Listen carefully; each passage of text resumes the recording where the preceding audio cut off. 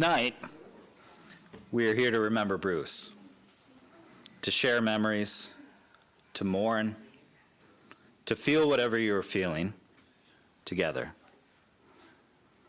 I didn't know Bruce a long time, probably a shorter amount of time than anybody in this room.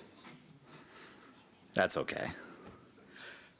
Bruce never talked about his values or his beliefs with me. We never had a deep conversation. But you can tell what matters to people by watching what they put effort into. Bruce cared about his family, he cared about his community, and he cared about the love of his grandkids. Bruce was never one to preach, definitely not in a religious sense. But as far as I could perceive, his worldview was naturalistic. You are from what you came. We are all the universe, a way for the universe to perceive itself. And you could see this in his love of travel. He valued respect. He sought it, and he often attained it. He had a childlike youthfulness. He was fun. He was actually fun. From my perception, the last years of his life was totally directed to connecting with his grandkids. You saw that through him taking his grandkids fishing, through attending their hockey games, birthdays, taking them to sporting events. I think if you take anything away from tonight and the various stories you'll get, is that he was fun and he really loved to celebrate. And so tonight, we'll share in that love of celebration, and we'll start that with hearing from his wife, Janet.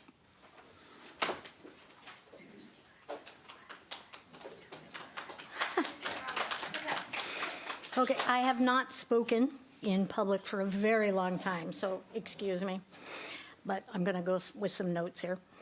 Big dog, master of olives, dad, grandpa, and husband are titles that Bruce Bushey just really cherished. I'm Janet, his wife, stepmother of Alayne and Lesley, Bruce's daughters, mother to Amanda and James, and he being the stepfather of those two. We created a blended family that truly loves and supports each other. Bruce and I are so incredibly proud of the family that we have. A deep and sincere thank you to my adult kids for the care and concern that they showed Bruce and I as we went through this journey. Welcome to the celebration of life for a man who was deeply loved by his family and friends. We may mourn his passing, but we celebrate what Bruce accomplished and cherish the bonds that we all had with him. Bruce loved White Bear. He was attracted to the sense of community, the quaintness of the downtown, being family-oriented, and of course, the water. We started life together here in White Bear Lake. When we started the Olive Branch Oil and Spice Company, we definitely felt the support of the community. The business will celebrate 12 years in May, and its success was a direct correlation to Bruce's outgoing and welcoming personality and his ability to remember everyone's name and their story. He was a wonderful business partner, a knowledgeable boss, and an organized president of the Downtown Association, which he enjoyed doing until his cancer took over. Bruce was quite the homebody and never really thought of travel until we got together. Once the bug bit, we enjoyed international travel along with my parents, Jim and Ruth Richards. We enjoyed fishing trips in Jamaica with Steve and Phyllis, and cruises with Bonnie and Andy. he made friends so easy that it was easy to travel with him, and his curiosity about other places and people and his willingness to try new things helped out a lot. Our fondest trip was our trip to Greece, where we got married, and with my parents and my godparents. In the morning, we rose and walked to the beach as the sun came up, and we made our own vows, spoken to each other, promising to love and to take care of each other. Our formal ceremony was on a balcony of a church that was dug into the caldera, and we said, "I do," just as the sun touched the water in the evening. It was beautiful. Our vows did not say anything about death. Until death do we part. It said, "as long as the love shall last." That phrase took me through 23 years of marriage. Anytime I thought I wanted to walk out that door and call it quits, I thought of that vow. As long as the love shall last. Did I still love him? Absolutely, yes. He may have frosted me, he may have made me crazy, but I still loved him with all my heart. We made it work. Our favorite adventure was a year and a half in the RV, traveling around the country. His absolute must-see was Alaska, and it was a trip of a lifetime. He was in awe of Mother Nature and everything that we saw. Bruce gained a lot of respect from me as I discovered his mechanical aptitude and his ability to problem solve on the road, except for when we broke down. But I was really impressed. Our RV life was cut short with the cancer diagnosis, the surgery, and the numerous complications. He really fought. He stayed positive for the most part, and he became more worried about me and the kids than himself. He beat that cancer, we thought, in early 2020, and went on to bring the olive branch back to life in September of that year. It was really good to be home and once again loving what we were doing. April of 22, we got the news. It was back, and Bruce returned to warrior status. He fought. He wanted to live. The cancer and all its complications took him from us. He wanted me to tell you he loves you. His 4 kids, his 8 grandchildren, his family, and his friends. He loves you. He loved White Bear and the people of our community. He was loved, and I thank him for giving us all of his everything that he did. I miss you, Big Dog, Master of Olives, our dad, our grandpa, and my dear, dear husband. I will continue to help keep our wonderful, beautiful family together and to keep you in a place of honor. You are loved forever.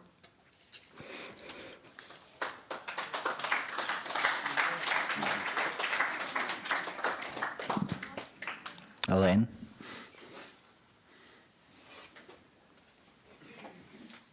Okay. Hey, everybody. You did good, Janet. So, it took me a few attempts to get something down about Dad. I started with some really garbage things, right? And the irony is that I'm a writer, and like 90% of my job is communications based. And so in spite of that, all I could come up with is this like collection of factoids and memories. And so first, my name is Alayne, Alayne. It's the feminine form of Alan, which by now you should all know is Dad's middle name. It's also the name of a character in Game of Thrones, but not many people know that. Dad knew it, of course. Spoiler alert. In the books, Sansa, a major character, changes her name to Alayne in an effort to hide her identity, spelled my way. And when I read the books years ago, I felt so nerdy cool to turn the page and see my name there. As one of the kids who will never find their name on a keychain, you all know. I'm still waiting for the day, literally, that somebody recognizes my name for the fact that it's in Game of Thrones. I teach fiction, and I'm like, one of these Emerson College kids has to have read Game of Thrones and knows my name, and they never do. Despite its epic TV popularity, not many people have read the books, but Dad had. Second, I have to give 100% credit to my father, right? It's not coming down my face, for the love of RPG video games, starting with the Commodore 64 that I think he borrowed from Steve. Yeah? Think so? Yeah. It was yours? Yep. That first introduced me to Under the Root, and then some 30 years later, right, Myst. Such a classic, on the PC. And now, decades later, Zelda is a staple in my household, a journey to Target on the release day where I raced behind two old ladies with blue hair and a 7-foot-tall security guard, I kid you not, to be fourth in line for Tears of the Kingdom. It reminded me of racing to get Harry Potter on release day, which is something else Dad would have appreciated. Third, the last movie we saw together in a movie theater, I think it was one of the Chronicles of Narnia movies. I know that it was. I think it was Voyage of the Dawn Treader, which came out in December of 2010, which aligns with the year that I came to Minnesota for Christmas to tell my family that I was pregnant with Avery. To this day, lampposts always make me think of the magic that can be found in wardrobes. Subnote, miscellaneous memories. The time that I had a few too many beverages in college, and I couldn't get to my Beacon Hill apartment because John Kerry was running for president. And Dad saved me from being taken in for questioning by the Secret Service because I had a few choice words for how they had blocked off my block. And I couldn't get to my apartment. That was probably the night that we ate squid in the North End, not knowing how slimy it was. But it was not the night that I taught him how to eat edamame, which is not by putting the whole thing in your mouth. Okay, Dad? Let's see, the time I flew back to Minnesota to surprise my sister for her graduation, but Dad butt dialed her and ruined the whole thing. The time he visited us a few years ago in Massachusetts and remarked about how Maine was the only state that he had never been to. And we drove there together because it's 45 minutes from our house. How he bribed his grandchild Caleb to kiss a fish, and then dared Caleb to eat salt and vinegar crickets, which then Avery was coerced. Is that the word we're using? Coerced into doing? How people think, certain people, little people, think that baby Marcus looks like baby Bruce. How I have a giant-ass expensive chessboard, and my sister has a baseball signed by the Minnesota Twins, 1991 players, in spite of the fact that I don't know how to play chess, and my sister was an infant when the Twins were that hot. All right? Then there's a host of anecdotes that I really shouldn't mention here. Like the time James found toys and magazines in Dad and Janet's bedroom. We were all there. The 4 siblings were there. Sorry, Janet, did we not tell you that? You never knew? They were in love, people. They were in love. Never mind. Okay, wait. There's there's photo evidence up here of the next one. The time that Dad and Janet made all of us kids and the little grandkids at the time that were here with us, and our spouses take creepy cult family photos at White Bear Lake. Please note, no one looks good in white. And old people look like they are in a Cialis commercial. Exhibit A is over here. There was the time that Dad, James, and Jake took Ralph to happy hour for the first time because 2-for-1 drinks don't exist in Massachusetts. For those of you who don't know, Ralph is my husband, and yes, he does exist. Yeah. All right? Even though the last time he was here was probably Amanda and Jake's wedding, and you all have been married for how long now? A long time, right? When it gets to the point where you don't know the years off the top of your head, it's been a long time, okay? In spite of being one of the reasons that I stayed in Massachusetts, Dad and Ralph had a very good relationship, and they conspired to fly Dad out for my 40th birthday last year. Okay, back on track. Fourth tarot, specifically the cards that I drew in Dad's final days. The 5 of Pentacles, a card warning of sadness and illness. The Hanged Man, a card of sacrifice, encouraging us to find stillness and to let go. And the Sun, vitality and enlightenment, a card offering time to close your eyes and feel the warmth, imagining all of your aches and pains fading away. I think Dad would have appreciated this deeper connection to things outside our full understanding. I sent that last drawing to Janet to share with him a couple days before he passed. 2 nights later, I put my dog Lily outside and I was getting ready to go to bed when I felt like drawing a card to see what the tarot could offer to navigate the days ahead. We knew that Dad wasn't going to last long, and the cards can be comforting during difficult moments. I sat down, shuffled my cards, feeling them flip together, stacking and sorting. I placed my hand on top of the deck, closed my eyes, and thought of Dad, picturing his smile and his fantastic white hair. My phone rang, and it was Janet. Tarot can be comforting, but it can also be finicky. If you ignore the cards, they can be resentful. They can be revealing, mysterious, and confusing. They can offer darkness or warmth, and there is value in both.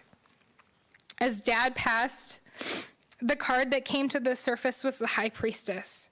She offers mystery and psychic wisdom. She sits in stillness, accessing realms that others pass by without noticing. She uses intuition and dreams. She embraces mystery, encouraging us to acknowledge the shadows. Dad is in the shadows now, and the sun. He didn't have a chance to teach my kids how to fish, but his legacy lives on in the serious, deep-thinking, book and video game lover of my eldest daughter, Avery, and the mischievous spirit and full belly laughter in my youngest, Makenzie. This past October, Ralph bought a lamppost for our front yard, so every night and morning I am reminded of just how big of a nerd I am, part of which is a credit to Dad, to the games of Dungeons and Dragons that I will never understand. All right, Steve, I just don't. To the Renaissance Fair cosplay, to every Nintendo platform and every version of Zelda, to Narnia, to the stars and constellations, and the magic and messages in the cards. We love you, Dad.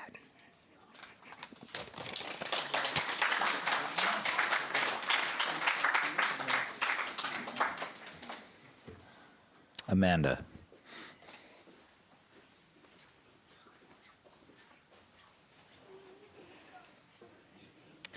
So when we had discussion about sharing a poem, there is one in particular that's one of my favorites that I wanted to share. And I think the reason it fits today so well is it encapsulates my approach to death. It's not necessarily about looking at what's lost. It's about looking at what stays alive with us. So I'm here to share Pass On by Michael Lee. When searching for the lost, remember 8 things. 1, we are vessels. We are circuit boards swallowing the electricity of life upon birth. It wheels through us, creating every moment, the pulse of a story, the soft hums of labor and love. In our last moment, it will come rushing from our chests and be given back to the wind. When we die, we go everywhere. 2, Newton said energy is neither created nor destroyed. In the halls of my middle school, I can still hear my friend Steven singing his favorite song. In the gymnasium, I can hear the way he dribbled the basketball like it was a mallet and the earth was a xylophone. With an ear to the Atlantic, I can hear the Titanic's band playing her to sleep. Music, wind. Music, wind. 3, the day my grandfather passed away, there was the strongest wind. I could feel his gentle hands blowing away from me. I knew they were off to find someone who needed them more than I did. On average, 1.8 people die on Earth every second. There is always a gust of wind somewhere. 4, the day Stephen was murdered, everything that made us love him rushed from his knife wounds, as though his chest were an auditorium and his life an audience leaving single file. Every ounce of him has been wrapping around this world in a windstorm. I have been looking for him for 9 years. 5, our bodies are nothing more than hosts to the collection of brilliant things. When someone dies, I do not weep over Polaroids or belongings. I begin to look for the lightning has left them. I feel out the strongest breeze and take off running. 6, after 9 years, I found Stephen. I passed a basketball court in Boston. The point guard dribbled like he had a stadium roaring in his palms. Wilt Chamberlain pumping in his feet, his hands flashing like x-rays. A crossover, a wraparound, a rewinding, turntables cracking open. Cameramen flash turn bulbs into fireworks. 7 games and he never missed a shot. His hands were luminous, pulsing, pulsing. I asked him how long he'd been playing. He said, 9 years. 7, the theory of 6 degrees of separation was never meant to show us how many people we can find. It was a set of directions for how we can find the people we have lost. I found your voice, Stephen. I found it in a young boy in Michigan who was always singing, his lungs flapping like sails. I found your smile in Australia and a young girl's teeth shining like the opera house in your neck. I saw your one true love come to life on the asphalt of Boston. 8, we are not created nor destroyed. We are constantly transferred, shifted, and renewed. Everything we are is given to us. Death does not come when a body is too exhausted to live. Death comes because the brilliance inside us can only be contained for so long. We do not die, we pass on. Pass on in the lightning burning through our throats. When you leave me, I will not cry for you. I will run into the strongest wind I can find and welcome you home.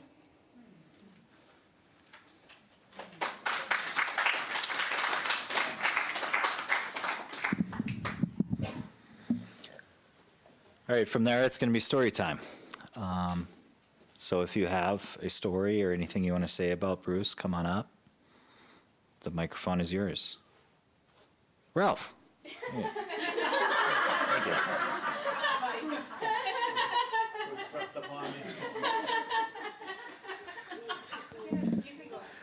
Hi, everyone.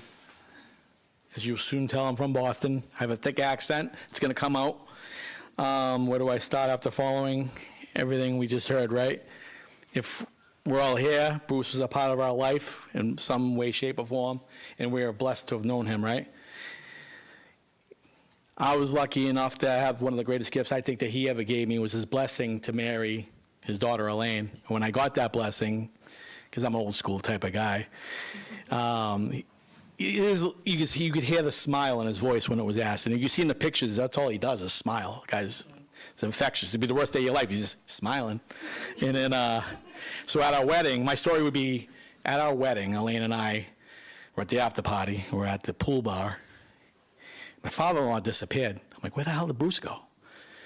Well, 20 minutes later, he comes down in a Minnesota jersey, the Twins, and I'm like, I'm saying to myself, I'm like, this guy, in front of all these Boston fans, I'm like, it was at that moment, I'm like, my father-in-law got balls. And I'm just sitting there drinking, sipping on my drink, looking around, looking. No one really cared. You know why? Because it wasn't a Yankees jersey. So with that being said, that's my quick story. I hope some of you out here have a story too that they would like to share. All right? We love you, Bruce. All right? Thank you.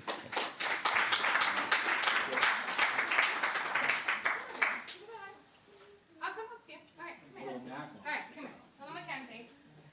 Here. All right, here you go, baby. Here you go. What do you want to say? What was I gonna say? You were going to say something about praying for Grandpa and hoping that he's feeling good, right? Yeah? Do you remember? You can do it. This is your first public performance. You'll never forget.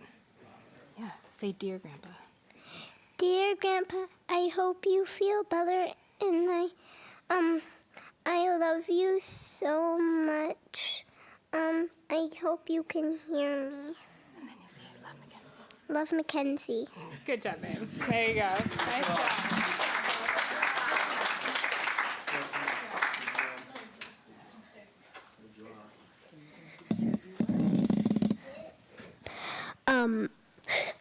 Say your name. I'm Penny. My favorite story from my grandpa was whenever I would see him, he would say, "Fee, fi, fo, fum." It was like, he said it whenever I saw him. And I'll always remember him saying that. Good job, Penny.